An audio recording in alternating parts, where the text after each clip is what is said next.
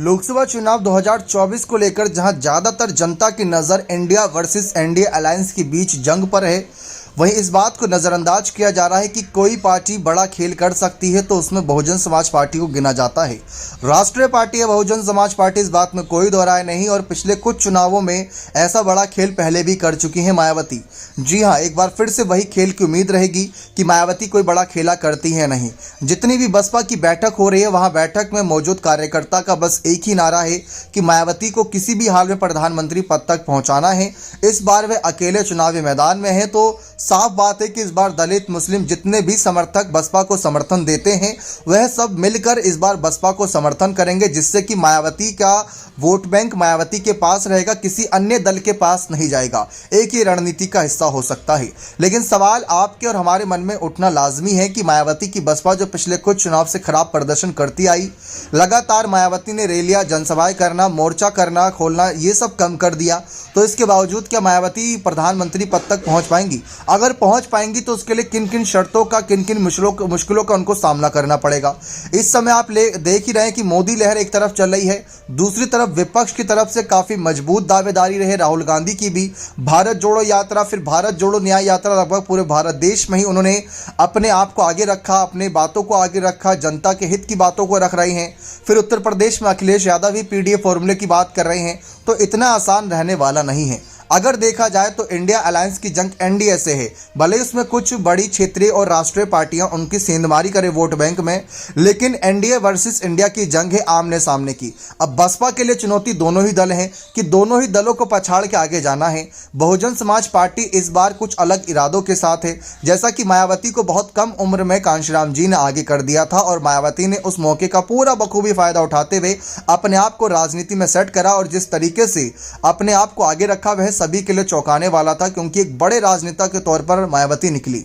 ठीक वही उम्मीद इस वक्त आकाश आनंद के लगाई जा रही है। जी हां, कहा जाता है, पुरानी कहावत है, साथी हाथ बटाना।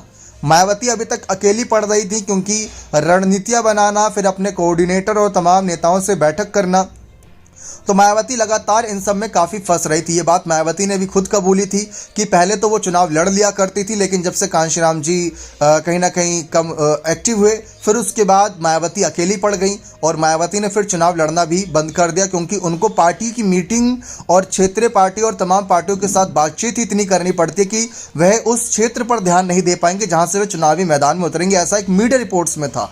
जबकि अब आकाश आनंद आ चुके हैं। आकाश आनंद से उम्मीद की जाएगी कि वह भी इस बार के चुनाव में काफ़ी हाथ बटाएंगे अपनी बुआ मायावती का, और चुनावी माहौल को बदल कर रख देंगे। तो इन्हीं सब शर्तों की बात करते हैं, जिसमें मुख्य रूप से 2 से 3 बड़ी शर्त बताई जा रही है। पहला ये कि बसपा अकेले दम से, इस बात की हम जानकारी आपको पहले भी दे चुके हैं कि बसपा अकेले दम से इतनी सीट निकाल ले कि वह किसी अगर बड़े दल के साथ, जिनके पास बहुमत का आंकड़ा बसपा के साथ मिलाने का होगा, चाहे वह इंडिया हो या एनडीए हो या कोई पार्टी हो, उनसे हाथ मिलाकर अगर बहुमत बनता है लोकसभा चुनाव में 272 प्लस का, तो मायावती को अगर वो पीएम बनाने को तैयार होंगे तो वहां पर एक माहौल बन सकता है। जैसे पहली बार जब मायावती मुख्यमंत्री बनी थी, तो उत्तर प्रदेश की 400 प्लस सीटों में सिर्फ 67 सीट निकालकर ही बसपा आगे आ गई थी और मायावती मुख्यमंत्री बन गई थी। ठीक वही उम्मीद इस बार भी रख सकते हैं। और दूसरा बड़ा चुनौती ये रहेगा कि मायावती या तो किसी दल का हिस्सा बन जाए। अभी भी वक्त है, अभी ऐसा नहीं है कि गठबंधन नहीं हो सकता, एनडीए या इंडिया का साथ जाना हो सकता है। अगर अभी हिस्सा बन जाती हैं, और खासकर एनडीए, तो मायावती को इतनी आसानी से आगे नहीं करेगा, क्योंकि एनडीए में फिक्स है कि नरेंद्र मोदी ही प्रधानमंत्री फेस है। जबकि इंडिया अलायंस के सामने ये बड़ी चुनौती हो सकती है, क्योंकि वहां पर नीतीश कुमार पीएम फेस बताए जा रहे थे, उन्होंने पाला बदल लिया। मल्लिकार्जुन खड़गे पीएम फेस बताए जा रहे थे, वह लोकसभा चुनाव लड़ेंगे या नहीं, इस पर भी सस्पेंस है। राहुल गांधी और केजरीवाल और साथ ही साथ अखिलेश, ये कुछ युवा और बड़े चेहरे बचे हैं। लेकिन अगर इन सब में सबसे बड़ा नाम देखा जाए, अगर मायावती जुड़ती है तो मायावती का ही जोड़ा जाएगा, जो कि मायावती के कई सांसदों ने कहा भी था कि अगर मायावती को India alliance PM face announce करता है तो मायावती जाने को तैयार। लेकिन मायावती ने इस पर मोहर नहीं लगाई। मायावती ने साफ कहा कि वह अकेले चुनाव लड़ेंगी। तो ये दूसरी बड़ी शर्त हो गई कि वह किसी दल के साथ जाएं और वहां पीएम फेस बन जाएं। लेकिन इतनी कम सीटों से क्या पिछली बार जैसे 10 सीटें निकाली थी तो क्या सिर्फ 10 सीटों के सहारे कोई पीएम फेस बन जाएगा? इतना आसान भी नहीं है। जबकि नीतीश कुमार की बात चल रही थी तो कम से कम नीतीश कुमार के पास 16 सीटें तो थी। बसपा एक राष्ट्रीय पार्टी है, गौर करें, बसपा एक राष्ट्रीय पार्टी है। भले ही उत्तर प्रदेश में उसकी जड़ें मजबूत हों, लेकिन राष्ट्रीय पार्टी होने के नाते उसको हर राज्यों से एक एक दो दो सीट निकालने का बड़ा विचार रखना चाहिए। उसके लिए लगातार मेहनत करनी चाहिए, जो इस बार आकाश आनंद के कंधों पर है, क्योंकि मायावती उत्तर प्रदेश और उत्तराखंड की जिम्मेदारी अपने हाथ में ली हुई है, तो वहीं दूसरी तरफ आकाश आनंद के हाथ में बाकी राज्यों की जिम्मेदारी है। आकाश आनंद से एक उम्मीद लगाई जा सकती है कि वो वहां पर बड़ा खेल कर जाएं। अगर ऐसा पॉसिबल होता है तो आकाश आनंद यहां पर मायावती का एक बड़ा योगदान देंगे उनको प्रधानमंत्री पद तक पहुंचाने के लिए।